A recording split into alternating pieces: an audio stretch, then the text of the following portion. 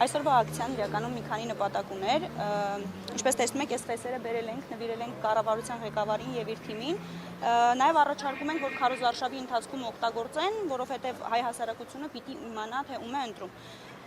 Պրոթուրքականությունը, որը դրսևորվում է իշխանության գործունեության մեջ, ժողովրդի կողմից ընդունելի չէ։ Մի քանի անգամ իշխանությունը փորձեր արեց այդ կեղծ բարեկամական թեզերը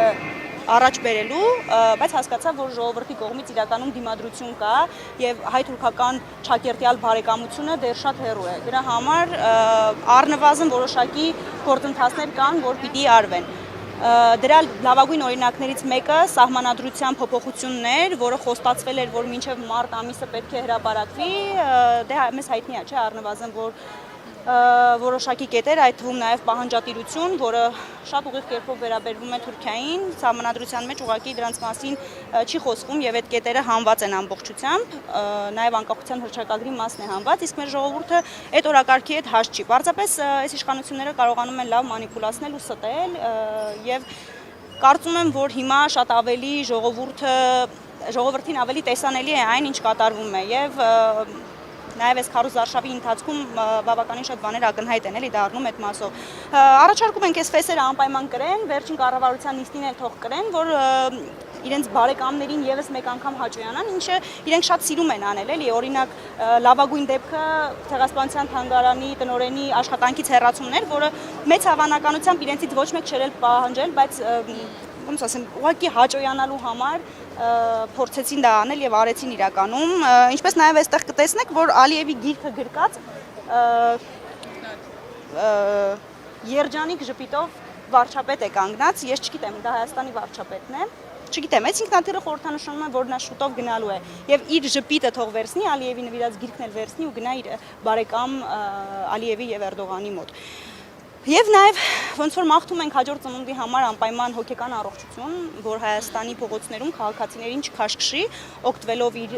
դիրքից եւ այն ռեսուրսից, որը իր թիկունքում կանգնած է, եւ նաև մենք պատկան մարմիններին կոչ ենք անում, հիշել, որ Նիկոլից հետո կյանք կա եւ կարիք չկա էլի այդքան անձնվիրաբար օրենքը խախտելու, որովհետեւ Նիկոլը անցողիկ է, իսկ իրենք դեռ պիտի ծառայեն այս պետությանը եւ ուզում ենք դա մեկ անգամ եւս հիշեցնել, որ իրենք ծառայում են պետությանը, Հայաստանին, այլ ոչ թե մեկ անձի։ Եվ նաև տիկինը, որ իր հետևում ծափ տալով եւ ուրախանալով այո պնդումներ էր անում, երբ տիկնոջը քաշքշում էին, կարելի է մի փոքր կանացի սոլիդարություն ունենալ, եթե դուրս գանք անգամ այն հանգամանքից, որ պետական պաշտոն զբաղեցնող անձ է եւ այդ նույն ժողովրդի շահերն է սպասարկում, ովքեր իրենց գուցե եւ հավատացել են եւ մեկ եւ երկու անգամ քվե են տվել։ Այս անգամ չեն տալու, որովհետեւ արդեն շատ ավելի հասկանալի է, թե ում հետ գործ ունեն։ Մանիպուլյացիաները այս անգամ չեն անցնելու։ Տեսանելի է այն քաղաքականությունը, որը իրականացվում է։ Վերջին օրերին նաև հայտարարվում են նոր տարածքների հանձնման մասին արդեն Հայաստանից։ Լավ, Արցախի մասով տարիներ շարունակ մանիպուլացրել էիք, մի ձև կերակրեցիք մարդկանց, լրեցիք, երբ 150,000 եւ ավել ժողովրդի տեղահանում էին իրենց տներից։ Հիմա ինչ եք անելու, Հայաստանի մասին ինչ արդարացումներ եք բերելու։ Իրենք մոռացել են իրենց հպարտ քաղաքացու անձնագրերը, մենք չենք մոռացել։ Հայաստան-Արցախ քարտեզով անձնագրեր էիք հրապարակում, բա հիմա ինչ եղավ, ինչ փոխվեց, ինքնահայեցվել եք, կարող է մի հատ էլ ինքնահայեցվեք, Հայաստանից ոչ մի բան չմնա, կամ Երևանը մնա, կամ միայն կառավարության շենքը մնա։ Մի խոսքով Փաշինյանի այս տարեդարձը խորհրդանշական եք համարում։ Այո, եւ մյուս տարեդարձը մաղթում ենք իրան, որ անպայման բանտում լինի, որովհետեւ այո, նա պիտի ապրի, նա պիտի տեսնի Հայաստանը ուժեղացած, զորեղացած եւ